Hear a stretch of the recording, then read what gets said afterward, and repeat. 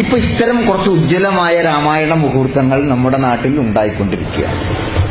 അതിലൊന്നാണ് IS, വേറൊന്നാണ് RSS, വേറൊന്നാണ് Narendra Modi.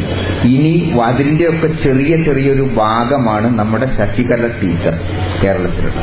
ഇവരൊക്കെയാണ് നമ്മുടെ നാട്ടിൽ അസമാധാനം ഉണ്ടാക്കിക്കൊണ്ടിരിക്കുന്നത്. ഞാനൊരു ക്ഷേത്ര മൈതാനിയിൽ നിന്നാണ് സംസാരിക്കുന്നത് എന്നുള്ള പൂർണ്ണമായ ഉത്തരവാദിത്വത്തോടു കൂടി തന്നെയാണ് ഇത് പറയുന്നത്. ഇന്നലെ ഈ അടുത്ത കാലത്ത് എനിക്കൊരു പ്രസ്താവന ഞാൻ കണ്ടു. അവരുടെ വാമനൻ സാമ്രാജ്യത്വ വിരുദ്ധവാദിയാണ്, മഹാബലി സാമ്രാജ്യത്വവാദി. അതുകൊണ്ടാണ് മഹാബലിയെ ചവിട്ടി താഴ്ത്തിയത്. മാലോകരെല്ലാവരും മനുഷ്യരെല്ലാം ഒന്ന് എന്നുള്ള സന്ദേശത്തിന്റെ ഓർമ്മ പുതുക്കാനായിട്ട് ആഘോഷിക്കുന്ന ഒരു ഉത്സവമാണ് ഓണം. അത് അവർക്ക് മനസ്സിലായി.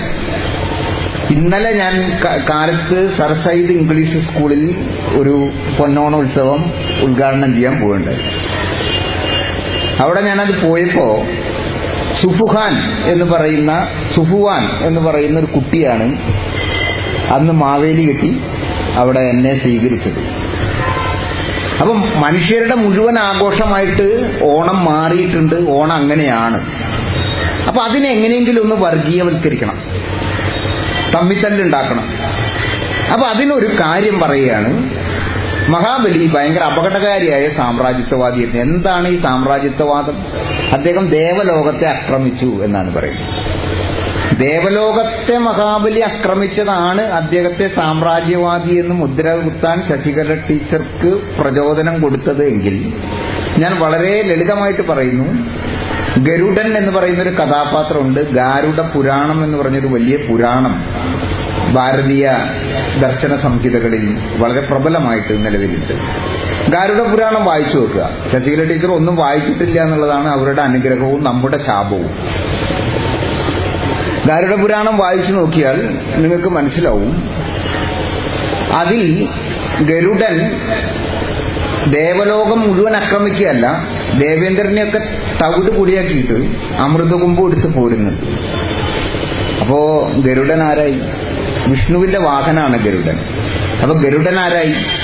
ഗരുഡൻ സാമ്രാജ്യത്വവാദിയായി. ശശികല ടീച്ചറുടെ കാഴ്ചപ്പാടാണ് ഞാൻ പറയുന്നത്, എന്റെയും നിങ്ങളുടെയും കാഴ്ചപ്പാടല്ല.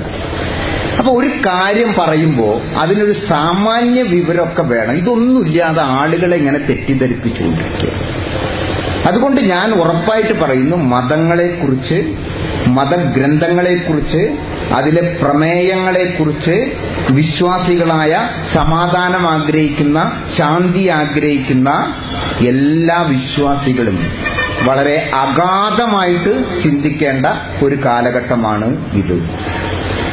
അസമാധാനം ഉണ്ടാക്കാൻ വേണ്ടി മാത്രം മതഗ്രന്ഥങ്ങളെ ദുരുപയോഗം ചെയ്യുന്ന ദുഷ്ടബുദ്ധികളിൽ നിന്ന് നമ്മൾ നമ്മുടെ മതഗ്രന്ഥങ്ങളെ മോചിപ്പിച്ചെടുക്കാതെ, വിശ്വാസത്തെ മോചിപ്പിച്ചെടുക്കാതെ ലോകത്ത് ഒരിക്കലും ശാന്തി ഉണ്ടാവാൻ പോകുന്നില്ല.